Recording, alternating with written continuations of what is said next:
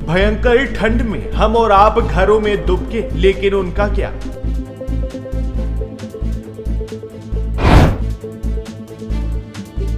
बेघरों के लिए तो हर साल आपदा की तरह आती है सर्दी।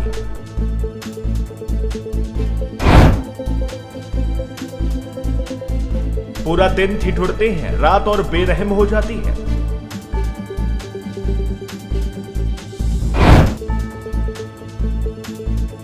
इंसान तो इंसान, जानवर भी ठंड से है परेशान।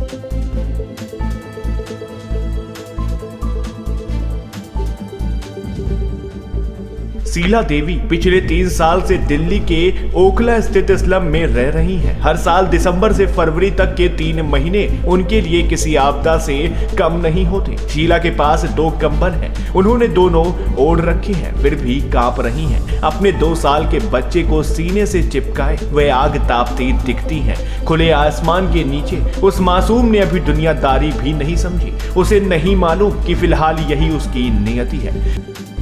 गरीबी का बोझ बड़ा भारी होता है, बेघरों के लिए वह बोझ 2 गुना हो जाता है। हम और आप जरा सी ठंड में स्वेटर, जैकेट, मफलर, दस्ताने सब लाद लेते हैं। इन लोगों के पास तो कंबल के सिवा कुछ नहीं होता।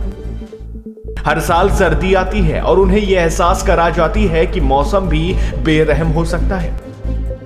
दिल्ली समेत उत्तर भारत में शीत लहर ने फिर दस्तक दी है। हम और आप तो ऑफिस से घर और घर से ऑफिस से आने जाने में सिहर जाते हैं। उनकी सोचिए, जिनके 24 घंटे खुले आसमान के नीचे बीतते हैं। पहनने को गर्म कपड़े भी उन्हें मैसर नहीं है। बर्फीली हवाएं उन्हें किसी नस्तर की तरह चुभती हैं। एक जीनी, स्वेटर, जैकेट में वे पूरा दिन ठिठुरते हैं। रात आती है तो किसी तरह कंबल का जुगाड़ कर कहीं भी सो जाते हैं। सुबह उठते हैं तो कोहरा कंबल को भिगो चुका होता है।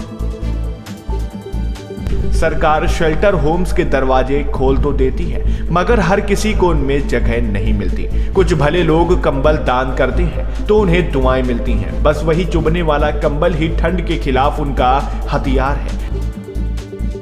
ठंड में ठिठुरते ठिठुरते कई बेघर दम तोड़ जाते हैं। CSD के अनुसार 2022 में सर्दी के महीने में अकेले दिल्ली में ही 1400 बेघरों की मौत हुई।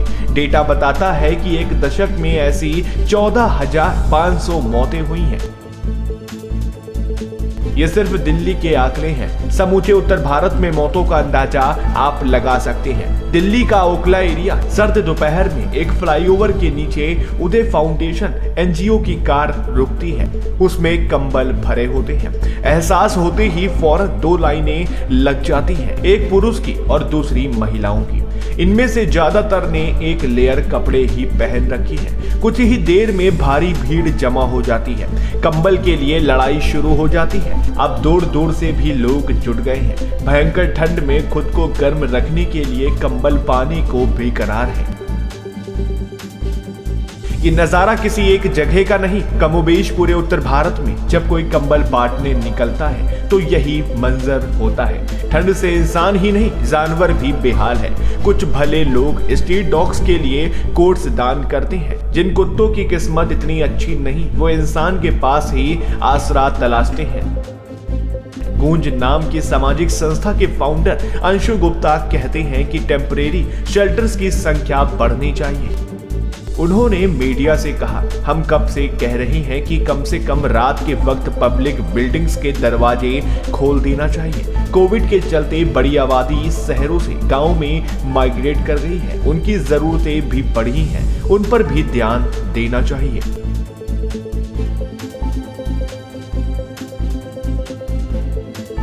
ब्यूरो रिपोर्ट, हिंदी समाचार।